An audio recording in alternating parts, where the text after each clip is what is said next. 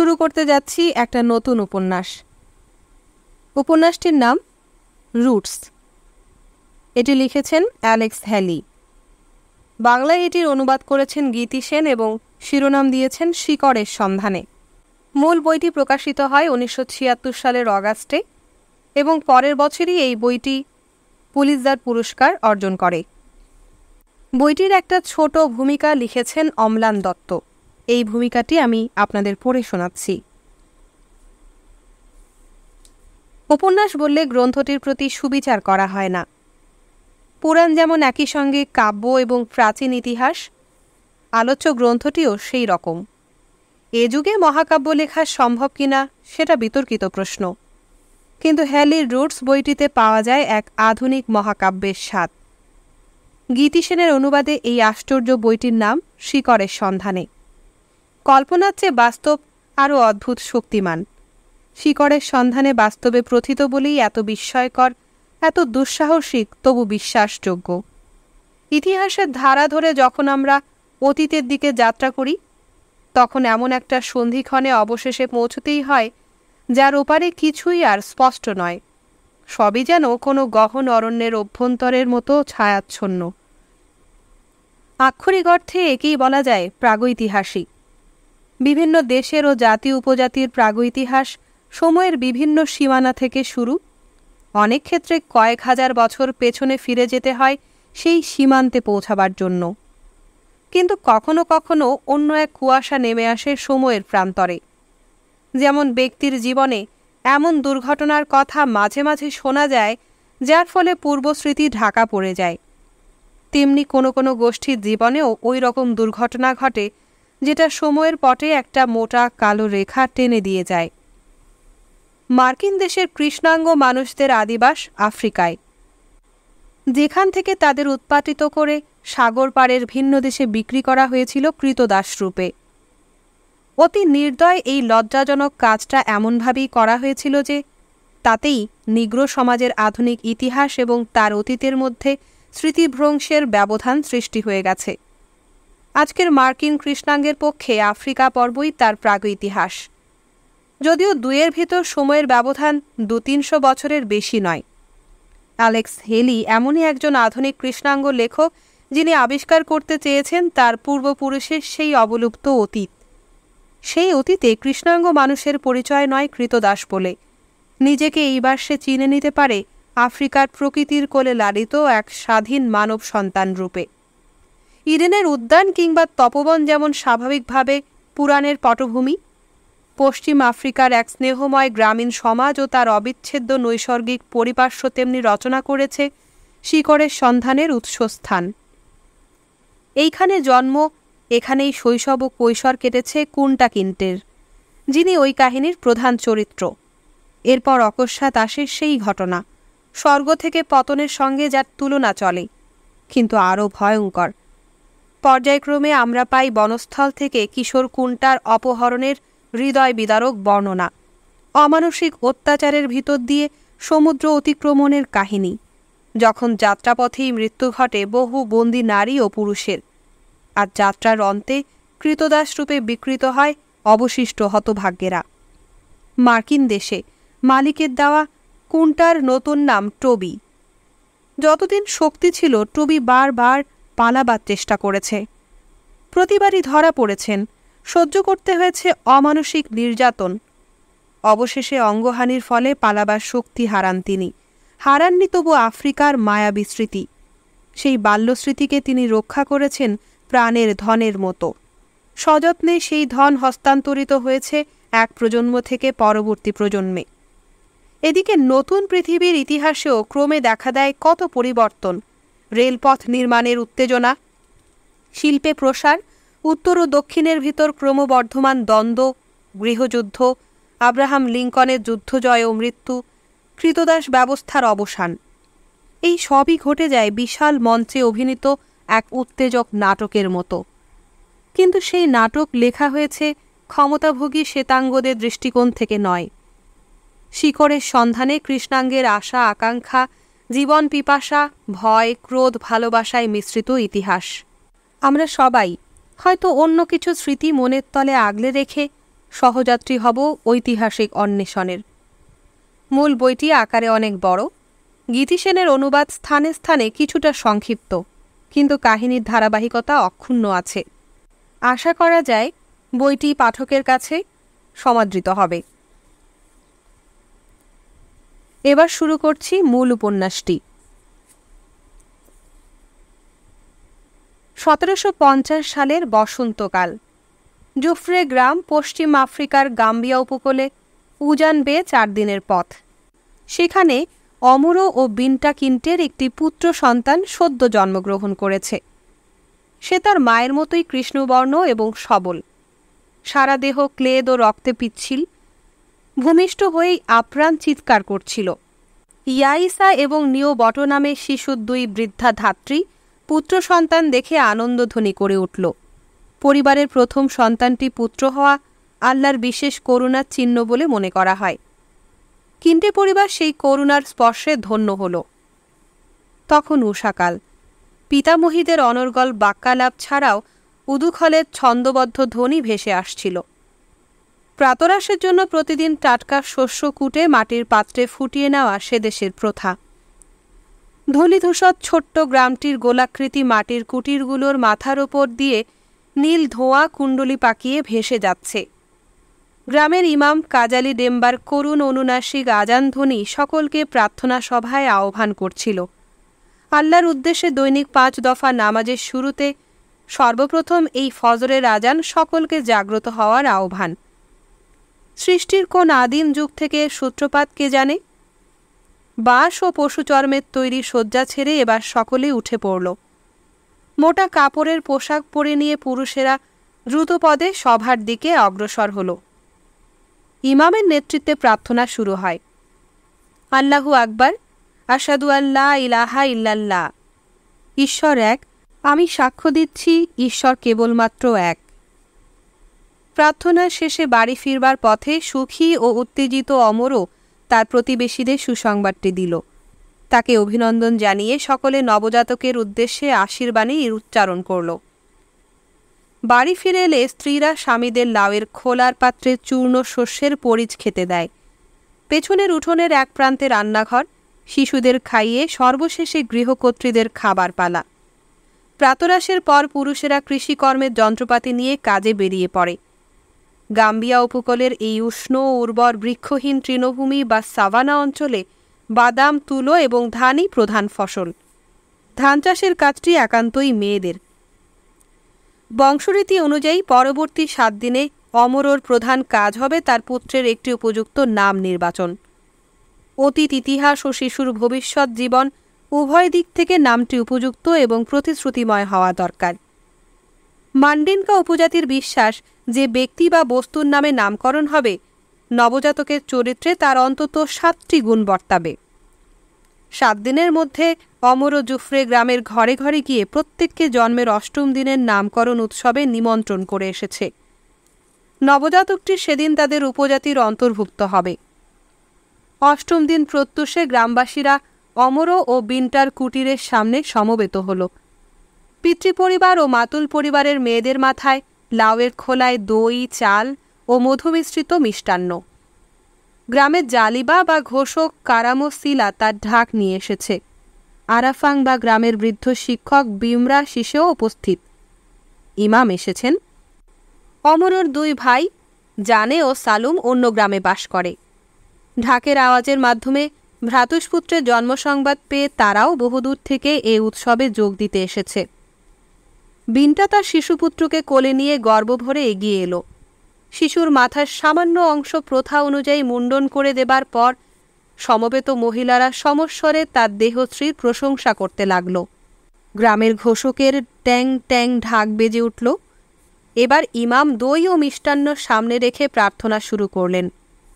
খাদ্যের প্রতি সম্মানের নিদর্শনস্বরূপ সকলেই ডান হাতে পাত্রটি স্পর্শ করে নিলে ইমাম শিশুটির উপর তার আশীর্বাণী বর্ষণ করলেন। আল্লাহ তাকে দীর্ঘ আয়ু ও সার্থক জীবন দিন। সে পরিবারের তথা গ্রামের ও জাতির সম্মান বৃদ্ধি করুক এবং বহু সন্তানের জনক হোক। পরিশেষে আজ যে নামে তাকে ভূষিত করা হবে তার উদ্দেশ্য সফল হোক। অমরও এগিয়ে এসে স্ত্রীর কোল থেকে শিশুটিকে তুলে নিল। তারপর সমবেত জনমণ্ডলীর সামনে তার কানে নির্বাচিত নামটি মৃদুস্বরে 3 বার উচ্চারণ করল। তাদের জাতির বিশ্বাস প্রত্যেকেরই নিজের নাম সর্বপ্রথম শুনবার জন্মগত অধিকার আছে। ট্যাং ট্যাং ঢাক আবার বেজে উঠল।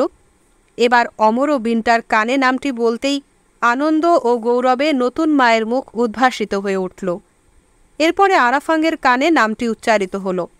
এবার ব্রিমা সিসে ঘোষণা করলেন, অমর ও বিন্টা কিন্টের প্রথম সন্তানের নাম কুন্টা। নামটি শিশুর পিতামহ কায়রা বা কুন্টা কিন্টের মধ্যম নাম। তিনি মরেটানিয়া থেকে গাম্বিয়া এসে জুফরের লোকেদের দুর্ভিক্ষের হাত থেকে বাঁচিয়েছিলেন। পিতামহী ইয়াইসাকে বিবাহ করে তিনি গ্রাম প্রধান হিসেবে জুফরেতে জীবনের শেষ দিন পর্যন্ত সসম্মানে কাটিয়েছেন। আরাফাং মরেটানিয়ার পূর্বপুরুষদের নাম বলে গেলেন। প্রাচীন বংশতালিকা 200 বর্ষা থেকেও প্রাচীন ও মহান। জালিবা আবার তার ট্যাং ট্যাঙে আওয়াজ তুলল।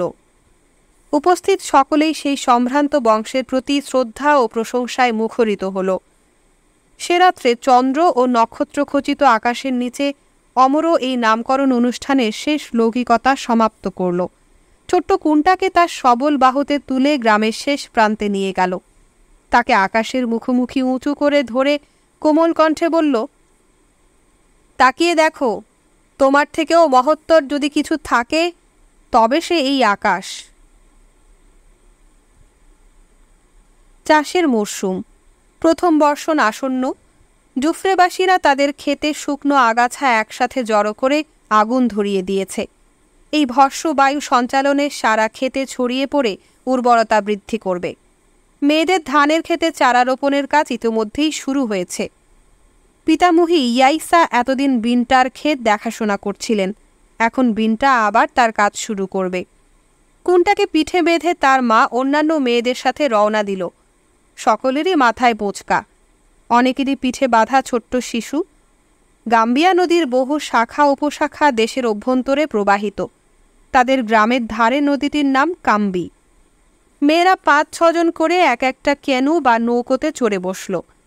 এর দাঁড়গুলো বেঁটে ও চওড়া। বিনটা চলতে ফিরতে পিঠে শিশুর উষ্ণ কোমলতা অনুভব করছিল।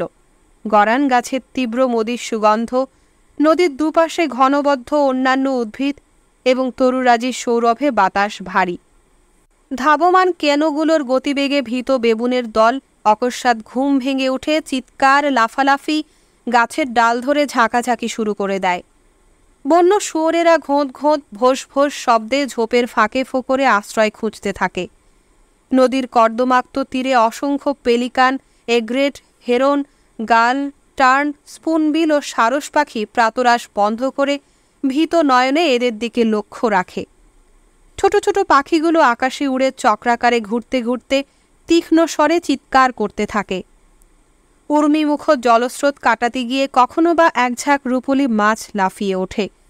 তারা এক ঝলক নৃত্যকলা দেখিয়ে তেমনি অকস্মাৎ জলে ঝাঁপিয়ে পড়ে।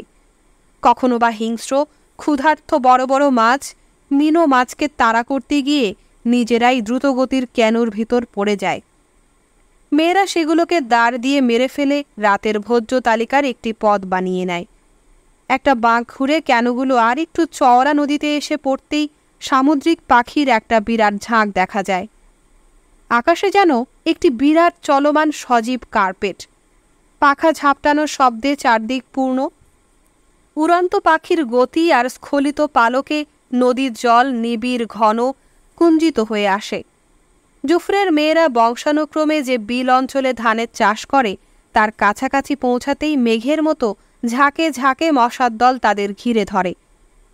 ক্রমে একটা একটা করে কেন ক্ষেতের ধারে জমাট বাঁধা আগাছার আলে আটকে গেল। এই আল দিয়েই প্রত্যেকে জমি চিহ্নিত।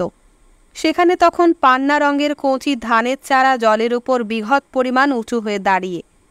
প্রতি বৎসর জুফরের গ্রাম প্রধানেরা কোন পরিবারে খাবার মুখ কটি সেই হিসেবে মেয়েদের জমি বন্টন করে দেন। বিন্টার জমি এখনো ছোট। পিঠে শিশু নিয়ে বিন্টার সাবধানে ক্যানো থেকে নেমে এলো।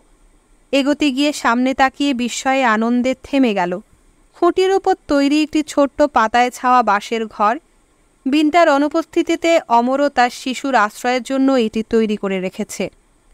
বাচ্চাকে দুধ খাইয়ে ঘরটির ভেতরে রেখে বিনটা তার বোঁচকার ভেতর থেকে কাজের পোশাক বার করে পরে নিল। তারপর জলের ভেতর দিয়ে ছপ ছপ করে চলে এসে নিচু হয়ে ঝুঁকে ধান গাছের গোড়ার আগাছা বাঁচতে লাগল। বাচ্চা কেঁদে উঠলেই একবার করে তার কাছে গিয়ে খাইয়ে আসছিল। ছোট্ট কুনটা এমনি করে বাবার তৈরি ছত্রছায়ায় মায়ের উষ্ণ স্নেহধারায় বড় হতে লাগল। কাজ থেকে ফিরে সন্ধেবেলায় রান্না করে স্বামীকে খাইয়ে বিনটা ছেলের সারা গায়ে শিয়া গাছের তেল মালিশ করে দিত। সেখানে তো কুনটার আরও আদর। অতিরিক্ত আদরের জ্বালায় সে কাঁদতে শুরু করত। মা ও ঠাকুরমা তার ছোট্ট মাথা, নাক, কান, ঠোঁট সব কিছু সুগঠিত করবার জন্য টিপে টিপে দিতেন। সে দেশের স্বামীদের কুটির আলাদা। অমরও কখনো বা ছেলেকে তার নিজের ঘরে নিয়ে যেত। চৌকির মাথার দিক থেকে নানা রকম তাবিজ আর মাদুলি ধরনের জিনিস ঝুলত। কুনটার চোখ ও আঙ্গুলের পক্ষে সে মস্ত বড় আকর্ষণ। যে কোনো রঙিন জিনিসেই তার কৌতূহল, বিশেষ করে তার বাবার চামড়ার শিকারের থলিটি সম্পর্কে। অমরও যতগুলো শিকার করেছে প্রতিটি পশুর জন্য একটি করে ঝিনুক বা কড়ি সে থলিতে লাগানো। এখন সেটি প্রায় ভরে এসেছে। পাশেই লম্বা বাঁকানো ধনুক এবং তীর ভর্তি তুন। সেটি দেখে শিশুর মুখে নানা রকম কলধ্বনি ফুটত। সরু লম্বা বহু ব্যবহারে মসৃণ বর্ষাটিও উৎসুক ছোট্ট হাতে স্পর্শ করা চাই। শুধু তার প্রার্থনার আসনটি অমর শিশুকে স্পর্শ করতে দিত না, কারণ সেটি বড়ই পবিত্র। খাবার সময় হলে অমরও তাকে মায়ের ঘরে ফিরিয়ে আনত। কুনটা বড়ই হাসি খুশি ছেলে। মা তাকে গান গেয়ে ঘুম পাড়াতেন। আমার ছোট্ট মিষ্টি হাসি ভরা খোকা, বিরাট লোকের নামে তোমার নাম। একদিন তুমি তারই মতো মস্ত হবে, বিরাট বড় শিকারী বা যোদ্ধা। গর্বে তোমার বাবার বুক ভরবে, কিন্তু আমার বুকে আঁকা চিরদিনের সেই ছোট্ট মিষ্টি হাসি ভরা খোকা।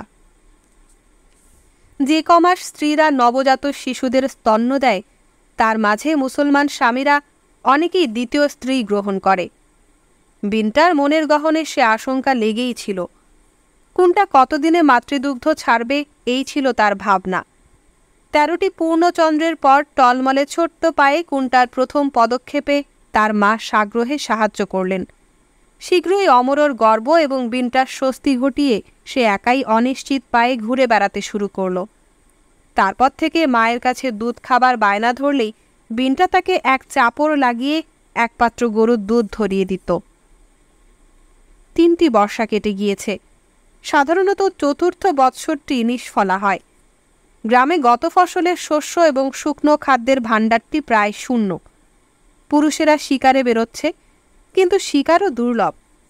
প্রচণ্ড তাপে সাভানা অঞ্চলের জলস্থানগুলো শুকিয়ে কর্দমাক্ত হয়ে গিয়েছে। পরবর্তী ফসল ফলাবার প্রস্তুতিতে জুফুরের পুরুষদের তখন প্রচুর শক্তি দরকার। অথচ বড় বড় পশু, লোভনীয় শিকার সবই গভীর অরণ্যের অন্তরালে। গৃহিণীরা ভাতের সাথে বাঁশের বীজ, বিস্বাদ বাওবাব গাছের শুকনো পাতা ইত্যাদি মিশাতে শুরু করেছে। অনাহারের দিনগুলো বড় শীঘ্র এসে গেল। 5টি ছাগল, 2টি ষাঁড় আল্লাহর নামে কুরবানি দেওয়া হয়েছে। প্রত্যেকের আকুল প্রার্থনা, দুর্ভিক্ষ ও অনাহার থেকে তিনি এ গ্রামকে রক্ষা করুন। অবশেষে তপ্ত আকাশ মেঘাচ্ছন্ন, মৃদু বায়ু প্রবলতর হল। একদিন বিনা ভূমিকায় সামান্য বর্ষণও হল। তৃষিত ভূমি মুহূর্তে তা শুষে নিল। কৃষকেরা মাটি চষে বীজ বোনার জন্য সারিবদ্ধ নরম মাটির লাইন প্রস্তুত করে রাখল। বড় বর্ষা আসার আগে রোপণের কাজ শেষ করতে হবে। এখন কিছুদিন মেয়েরা তাদের ধানের খেতে যাবে না। ভূমির উর্বরতা বৃদ্ধির জন্য কৃষক বধূরা বড় বড় টাটকা সবুজ পাতার পোশাক পরে গান গাইতে গাইতে পুরুষদের চষা খেতে উপস্থিত হবে। তাদের মাথায় থাকবে মাটির পাত্রে তুলো, বাদাম ও অন্যান্য ফসলের বীজ। কণ্ঠে থাকবে সুরেলা ছন্দে পৌরাণিক গান, যা প্রার্থনারই নামান্তর। নগ্ন পদে ছন্দময় চলনে সারিবদ্ধ মেয়েরা প্রতিটি কৃষকের ভূমির চারিপাশে 3 বার ঘুরে ঘুরে গান করবে। বীজগুলো যেন দৃঢ়মূল হয়ে সতেজ স্বাস্থ্যে বৃদ্ধি পায়। তারপর আলাদা হয়ে প্রতি ভূমিস্বামীর পেছনে একজন নারী থাকবে। পুরুষটি তার জমির প্রতিটি লাইনে নির্দিষ্ট দূরত্বে পায়ের বুড়ো আঙ্গুল দিয়ে গর্ত করে এগিয়ে যাবে। নারীটি তাতে একটি করে বীজ ফেলে দিয়ে নিজের পায়ের বুড়ো আঙ্গুলে গর্ত বুজিয়ে দেবে। মেয়েদের পরিশ্রম ছেলেদের থেকে বেশি। স্বামীর কাজে সাহায্য, নিজের ধানের ক্ষেতের দেখাশোনা এবং রান্নাঘর সংলগ্ন সবজির বাগানের দেখাশোনার ভার সবই তাদের ওপর। বিনটা যখন পেঁয়াজ, লাউ, কুমড়ো, টমেটো ইত্যাদির পরিচর্যায় ব্যস্ত, ছোট্ট কুন্টা তার একাধিক বৃদ্ধা পিতামহীর তত্ত্বাবধানে ঘুরে বেড়াচ্ছে। প্রথম কাফো অর্থাৎ 5টি বর্ষার নিচে যাদের বয়স, জফরের এমন সকল শিশুর ভারই এদের ওপর। পশু ও মানব শিশু একই সাথে নগ্ন দেহে অবাধে ঘুরে বেড়াচ্ছে। শিশুদের কারো বা মুখে প্রথম কথা ফুটেছে। কুন্টার মতো সকলেই স্বাস্থ্যবান, সবল। গ্রামের বৃদ্ধ বাওয়াব গাছটির সুবৃহৎ কাণ্ডের চারিপাশে এরা হেসে খেলে কুকুর ও মুরগিগুলোকে তাড়া করে ছুটে বেড়ায়। কিন্তু পিতামহীদের মাঝে কেউ যদি গল্প বলার আশ্বাস দেন, এরা মুহূর্তে শান্ত হয়ে নিঃশব্দে বসে যাবে। গল্পের অনেক কথাই কুন্টা বুঝতে পারে না, কিন্তু যারা বলেন তাদের দেহের অঙ্গভঙ্গি, নানা রকম আওয়াজ যেন গল্পের ঘটনাটি চোখের সামনে এনে দেয়। সে বড় বড় চোখ করে তাই উপভোগ করে। এসব গল্পের অনেকগুলোই ছোট্ট কুন্টা তার নিজের ঠাকুরমা ইয়াইসার কাছে শুনেছে। কিন্তু খেলার সাথীদের সাথে বসে অতি প্রিয় নিও বটর মজার ধরনে বলা গল্প শোনার আনন্দই আলাদা। নিও বটর মাথায় একটিও চুল নেই, গভীর রেখাঙ্কিত দেহ মিলেমিশে কালো।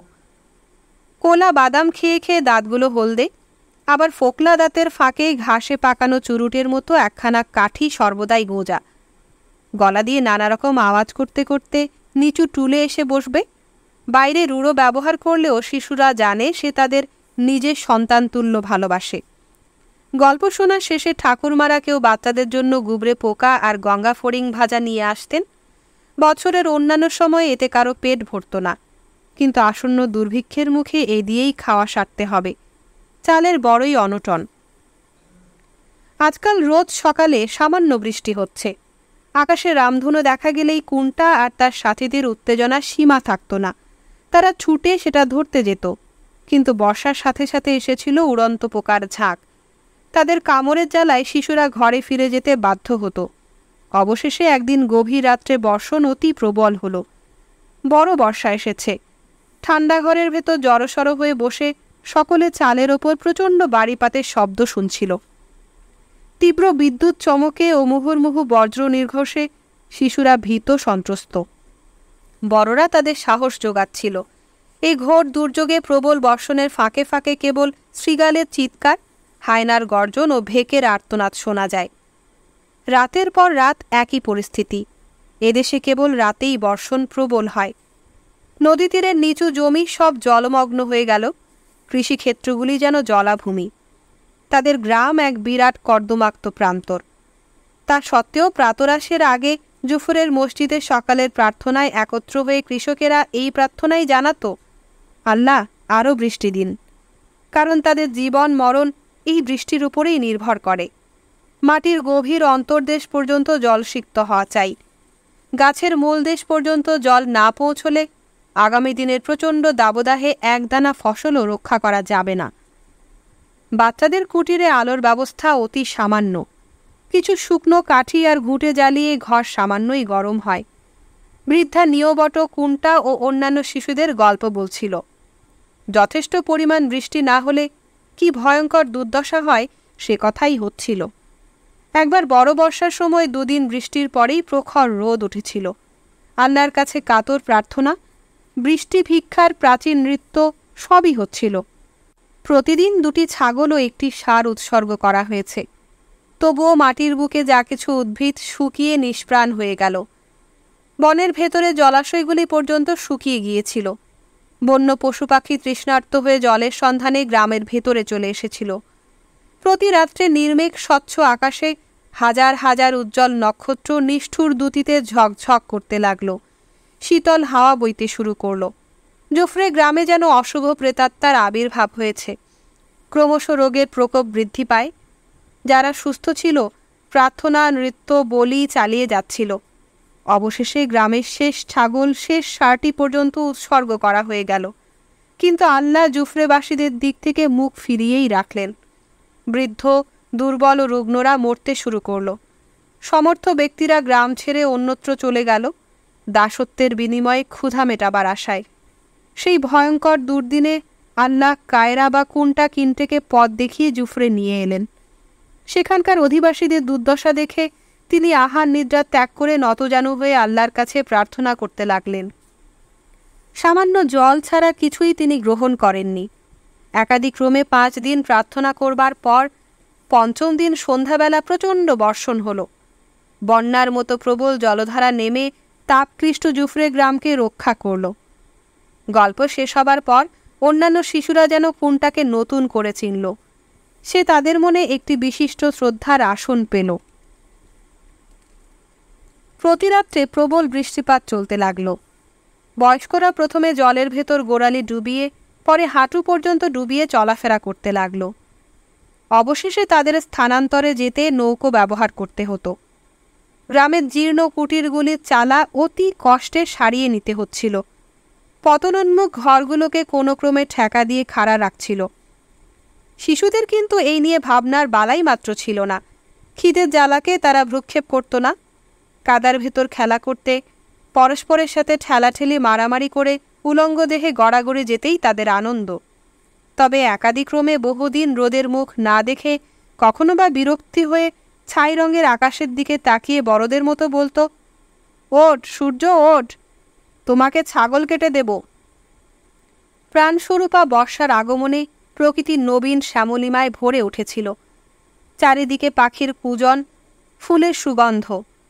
গৈরিক মাটির পথ রাতের বর্ষণচ্যুত বিচিত্র বর্ণ উজ্জ্বল পাপড়ি ও পাতার আস্তরণে নিত্য নতুন সাজ ধরত। কিন্তু প্রকৃতির এত প্রাচুর্য সত্ত্বেও জুফরে গ্রামবাসীদের মাঝে রোগ ও মৃত্যু বাড়ছিল। এই নতুন ফসলের সমৃদ্ধির মাঝেও খাবার উপযুক্ত সুপক্ক খাদ্যের অভাব ছিল।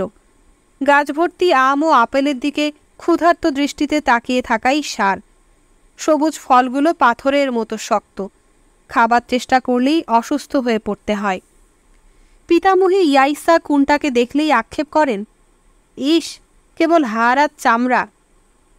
নিজেরও কিন্তু সেই অবস্থা, কারণ জুফরের শস্য ভাণ্ডার শূন্য।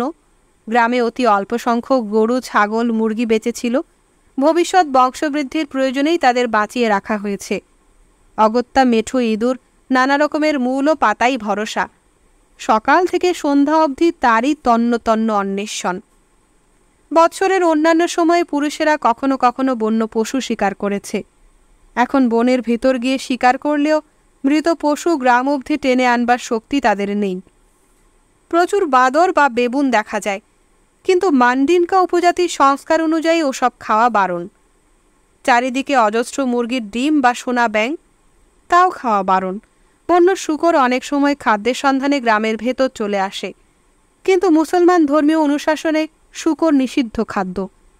পুষ্টির অভাবে মৃত্যুর সংখ্যা বাড়ছিল। আজকাল প্রায়ই জুফরে গ্রামের বুক চিরে শোকের তীক্ষ্ণ আর্তনাদ ছড়িয়ে পড়ে। কুন্টার মতো ছোট ছেলেও তা শুনে বুঝতে পারে কারোর হৃদয়ের পরম ধন চিরদিনের মতো হারিয়ে গেল।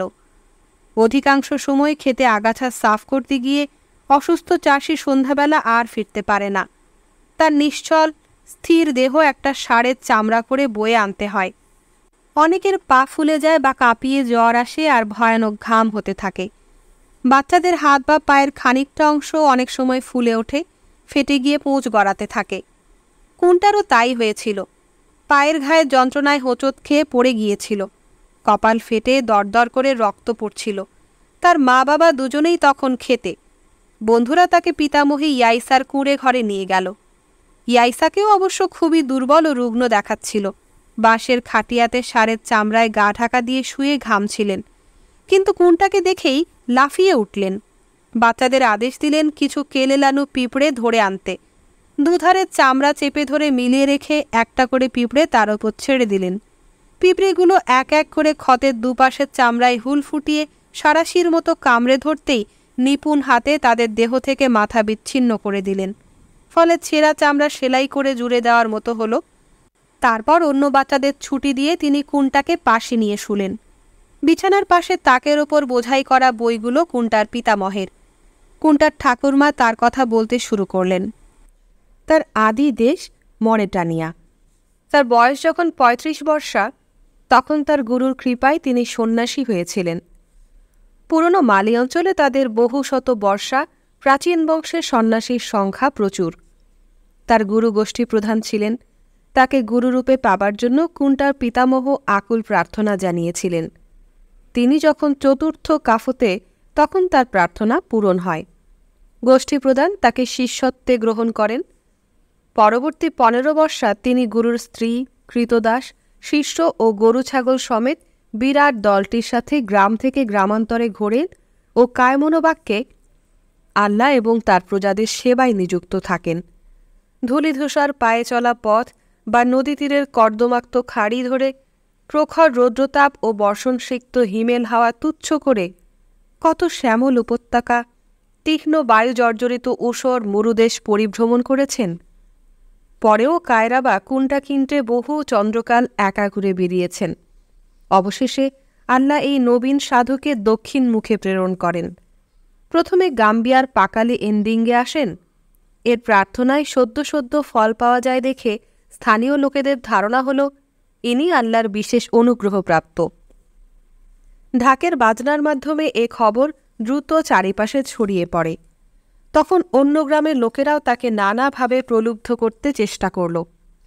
দূতের মুখে সুন্দরী গুণবতী কন্যা, কৃতদাস, গরু ছাগল নানাবিধ উপহারের প্রস্তাব আসতে লাগল। সেখান থেকে তিনি ফিজারং গ্রামে যান। সেখানেই জুফরে গ্রামের দুর্দশার কথা শোনেন। অবিলম্বে জুফরেতে উপস্থিত হয়ে তিনি 5 দিন অবিশ্রান্ত প্রার্থনা করেন এবং বড় বৃষ্টি এনে জুফরেকে ধ্বংসের হাত থেকে রক্ষা করেন। গাম্বিয়ার এই অংশ বারার রাজার অধীন। তিনি স্বয়ং এই নবীন সাধকের বিবাহের জন্য একটি উৎকৃষ্ট কন্যা পাঠিয়েছিলেন। তিনিই শিরেং, কায়রাবা কুন্টাকিন্টের প্রথমা স্ত্রী, জানে এবং সালুম নামে 2 পুত্রের জননী। পিতামহী ইয়াইসা এতক্ষণে খাটিয়ার উপরে উঠে বসেছিলেন। তার 2 চক্ষু পরম উৎসাহে উজ্জ্বল। এরপর নাচের আসরে তার এই ইয়াইসার সাথে সাক্ষাৎ। আমার বয়স তখন 15 বর্ষা। ফোকলা মারি উদ্ভাসিত করে তিনি বললেন, এবার পত্নী নির্বাচনের জন্য কোনো রাজার মধ্যস্থতার প্রয়োজন হয়নি। তোমার বাবা অমরও আমারই গর্ভের সন্তান। বাড়ি ফিরে এসে সে রাত্রে কুন্টা বহুক্ষণ ঘুমাতে পারেনি। তার ঠাকুরমার কাছে শোনা কথাগুলোই ভাবছিল। পিতামহ সাধক মানুষ, তার প্রার্থনার জোরেই জুফরে গ্রাম বেঁচেছে। আল্লাহ তাকে ফিরিয়ে নিয়েছেন, এসব কথা সে আগেও অনেক শুনেছে। কিন্তু তিনি তার বাবার বাবা ছিলেন। কুন্টা যেমন করে অমরকে জানে, অমরও তেমনি করে তাকে জানতেন। বিনটা যেমন কুন্টার মা, পিতামহী ইয়াইসা তেমনি অমরর মা। এভাবে কথাগুলো সে আগে কখনো ভেবে দেখেনি। হয়তো তারও একদিন কোনো মেয়ের সাথে দেখা হবে যে তার সন্তানের মা হবে। আবার সেই ছেলেও একদিন। কোনটা ক্রমশ গভীর ঘুমে তলিয়ে গেল। কিছুদিন যাবৎ বিনটা সূর্যাস্তের আগে ধানক্ষেত থেকে ফিরেই কুন্টাকে গ্রামের কুয়ো থেকে পরিষ্কার জল আনতে পাঠাত। সারাদিনে যা কিছু আহার্য জোটে ফুটিয়ে একটা স্যুপ তৈরি হতো। তারই খানিকটা নিয়ে বিনটা তার ছেলের সাথে পিতামহী ইয়াইসাকে খাওয়াতে চলে যেত। বিনটার চলন অনেক মন্থর হয়ে গিয়েছে। কুন্টা লক্ষ্য করেছিল তার মার উদরদেশ বেশ স্ফীত ও ভারী। পিতামহীর আপত্তি সত্ত্বেও তাকে খাইয়ে তার ঘর গুছিয়ে দিয়ে আসা হতো। একদিন রাতে কুন্টাকে তার বাবা ঝাঁকুনি লাগিয়ে জাগিয়ে দিল। বিনটার কণ্ঠে মৃদু মৃদু কাতর ধ্বনি। নিয়বট এবং বিনটার এক বান্ধবী ব্যস্তভাবে ঘোরাঘুরি করছে। অমরও কুন্টাকে তার নিজের ঘরে নিয়ে শুইয়ে দিল। ব্যাপারটা কি ভাবতে ভাবতেই সে ঘুমিয়ে পড়ল। পরদিন সকালে অমরও কুন্টাকে জাগিয়ে বলল, তোমার একটি নতুন ভাই হয়েছে। কুন্টা চোখ কচলাতে কচলাতে কোনো ক্রমে উঠে বসে ভাবল, এ নিশ্চয়ই একটা অসাধারণ ঘটনা, নইলে তার বাবার মতো কঠোর স্বভাবের লোককে এত খুশি দেখাচ্ছে কেন? বিকালে কুন্টা তার কাফর সাথীদের সাথে খাবার উদ্যোগ করছে। এমন সময় নিয়বট তাকে ডেকে বিনটার কাছে নিয়ে গেল। মাকে খুব দুর্বল দেখাচ্ছিল। বিছানার ধারে বাচ্চা কোলে নিয়ে বসেছিলেন। ছোট্ট কুঁকড়ে থাকা কালো বস্তুটি পর্যবেক্ষণ করতে করতে সে সহসা লক্ষ্য করল মায়ের দেহের স্ফীত অংশটি মিলিয়ে গিয়েছে। মা ও নিয়বট দুজনেই তার দিকে তাকিয়ে হাসছিল। এক মুহূর্ত দাঁড়িয়ে থেকে সে নিঃশব্দে বেরিয়ে গেল। বন্ধুদের কাছে ফিরে না গিয়ে সে বাবার ঘরের পেছনে বসে রইল। পরে 7 দিন সে বাবার ঘরে ঘুমিয়েছে। সবাই বাচ্চাকে নিয়ে ব্যস্ত, কোনটার কথা যেন কারো খেয়ালই নেই। তার মা বাবা কি তাকে আর ভালোবাসেন না? কিন্তু 8ম দিনে সন্ধ্যাবেলা আবার ডাক পড়ল। গ্রামের যারা সুস্থ সমর্থ সকলেই সেদিন বিন্টার ঘরের সামনে জড়ো হয়েছে। তাদের সাথে কুন্টাকেও নবজাতকের নাম শুনতে আসতে হলো। শিশুটির নাম রাখা হলো ল্যামিন। সেদিন রাত্রে কুন্টা আবার তার পুরনো বিছানায় মা ও ভাইয়ের সাথে শুতে পেয়ে মহা খুশি। এতদিনে সে নিশ্চিন্ত মনে ঘুমোতে পেল। দেহে একটু বল ফিরে পেতেই বিন্টা রোজ সকালে অমর ও কুন্টাকে খাইয়ে বাচ্চা নিয়ে ইয়াইসার কুটিরে চলে যেত। অমর ও বিন্টার উদ্বিগ্ন ভাব দেখে কুন্টার মনে হচ্ছিল পিতামহী অত্যন্ত অসুস্থ। এর কিছুদিন পর সন্ধ্যাবেলা কুন্টা তার সাথীদের সাথে আম কুড়োচ্ছিল। আমগুলো এতদিনে পেকে গিয়েছে। ছেলেরা পাথরে ঠুকে আমের খোসার একটা দিক নরম করে দাঁত দিয়ে ফুটো করে তার মিষ্টি নরম শ্বাস চুষে খায়। অকস্মাৎ কুন্টার ঠাকুরমার ঘরের দিকের থেকে পরিচিত কণ্ঠের আর্তনাদ ভেসে এলো। কুন্টার বুকের ভেতরটা হিম হয়ে গেল। গত কিছুকাল মাঝে মাঝে এমন আর্তনাদ সে বহুবার শুনেছে। তার মায়ের কণ্ঠের সাথে অন্যান্য নারীকণ্ঠ যুক্ত হয়ে সারা গ্রামে ছড়িয়ে পড়ছিল। কুন্টা অন্ধ আবেগে তার ঠাকুরমার ঘরের দিকে ছুটে গেল। সেখানে শোকার্ত অমরও উপস্থিত ছিল। বৃদ্ধা নিয়বট করুণ স্বরে বিলাপ করছিল। অল্প সময়ের মধ্যেই গ্রামের প্রচারক ঢাকের মাধ্যমে পিতামহী ইয়াইসার দীর্ঘ জীবনের সুকৃতিগুলো প্রচার করতে লাগল। প্রথা অনুযায়ী অবিবাহিতা কিশোরী কন্যারা ঘাসে বোনা চওড়া পাখা মাটিতে পিটিয়ে ধুলো উড়োচ্ছিল। কুন্টা স্তম্ভিত হয়ে দাঁড়িয়ে সব দেখছিল, কিন্তু তার প্রতি কারো দৃষ্টি ছিল না। বিন্টা, নিয়বট এবং আরও 2টি ক্রন্দনাকুল মহিলা কুঁড়ে ঘরে ঢুকলে দুপাশের লোকেরা নতজানু হয়ে মাথা নিচু করে থাকল। ভয়ে ও দুঃখে কুন্টার চোখ ফেটে জল পড়ছিল। পুরুষেরা নতুন চেরা একটি প্রশস্ত কাঠ এনে ঘরের সামনে রাখল। মহিলারা মৃতদেহ বয়ে এনে তার ওপর নামাল।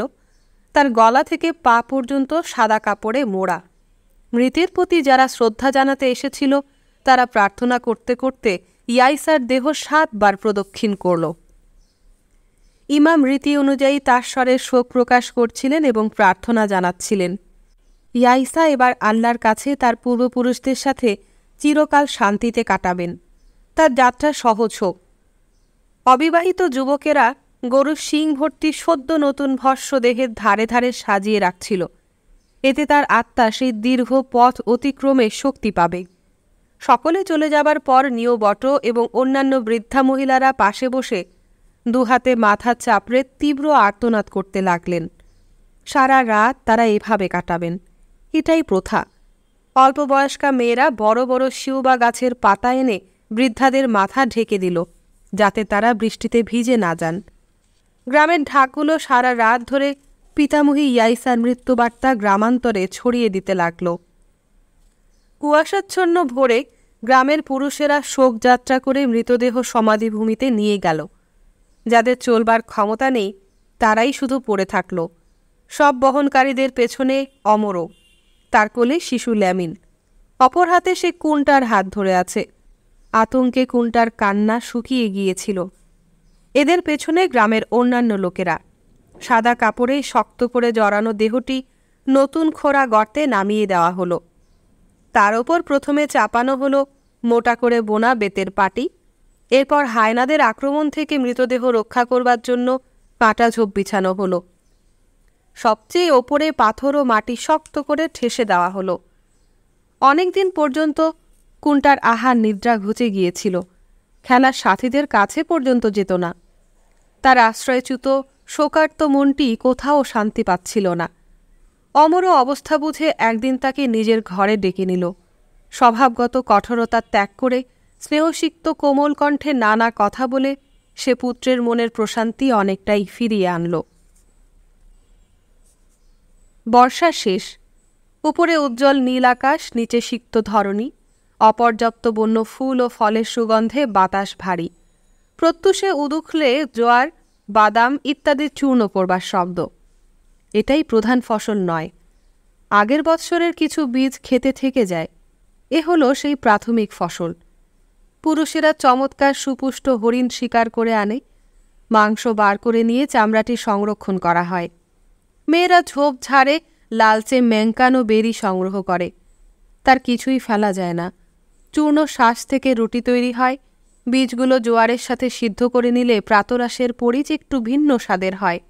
সচ্ছলতার দিনগুলো আর বেশি দূরে নয়।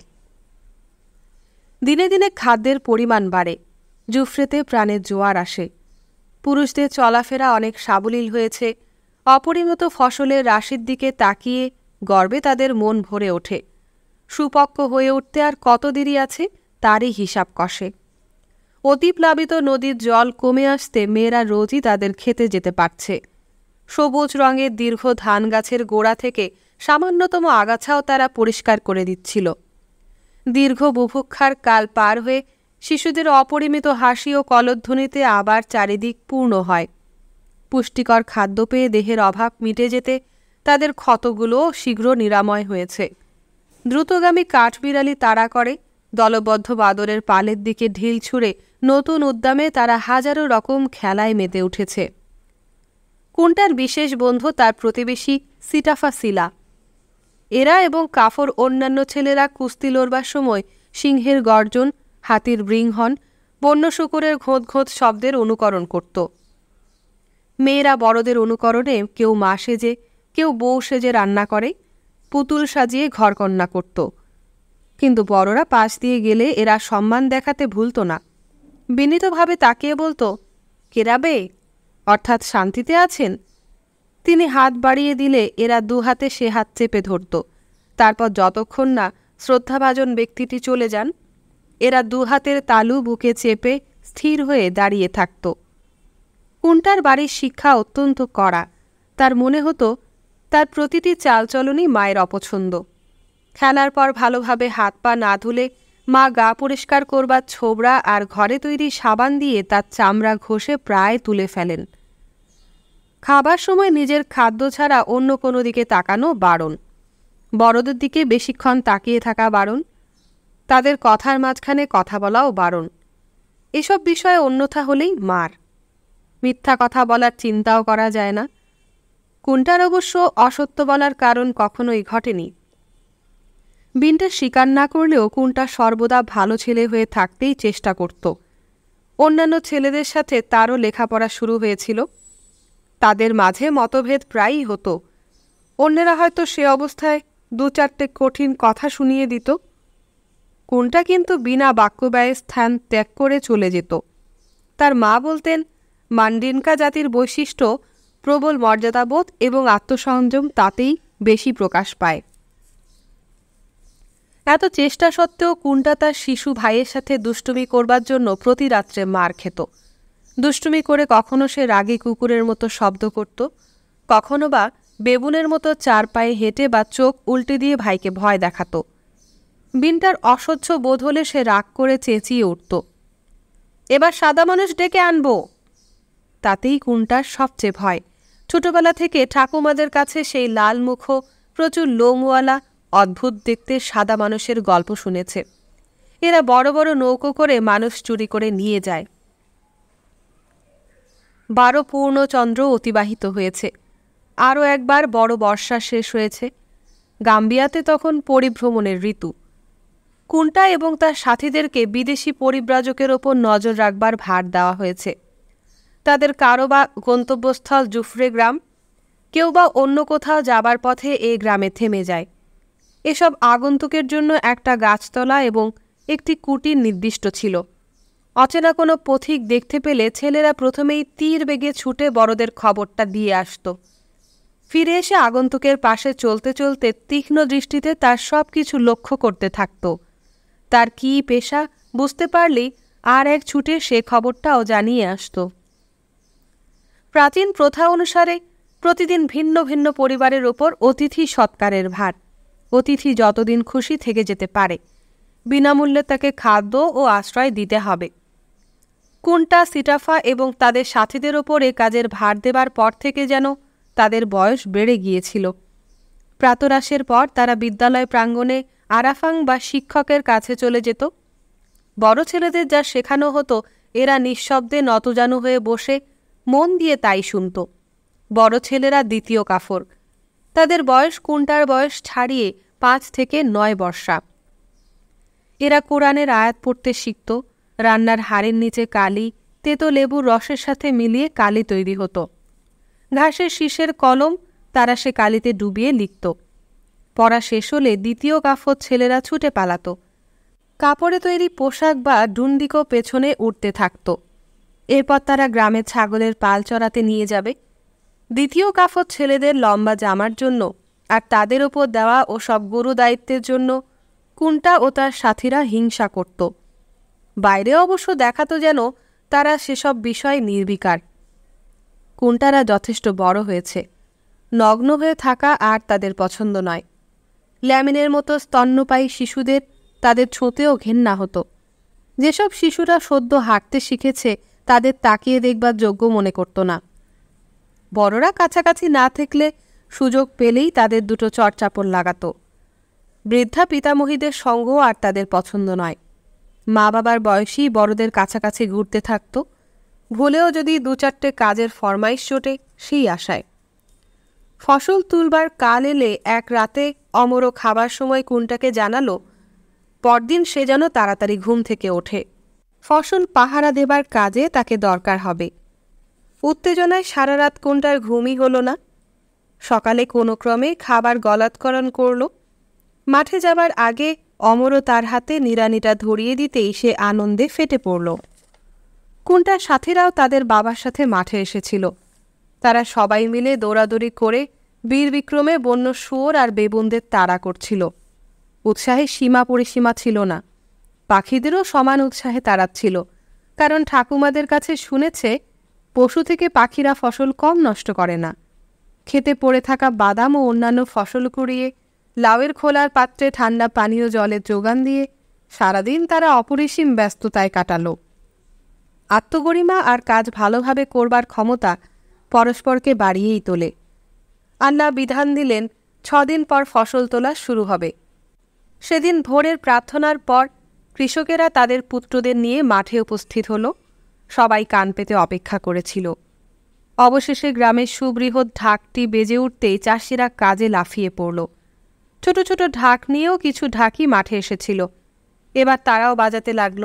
সবাই সমস্বরে তালে তালে গান শুরু করল। কোনো কোনো চাষি মনের আনন্দে হাতের নিড়ানি বা চাষের অন্য কোনো যন্ত্র তাল মিলিয়ে ওপরে ছুঁড়ে লুফে নিচ্ছিল।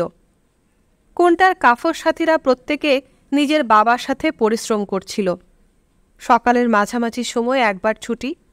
মধ্যাহ্নে মেয়েরা যখন খাবার নিয়ে আসে তখন কৃষকদের মাঝে আর একবার হর্ষধ্বনি ওঠে।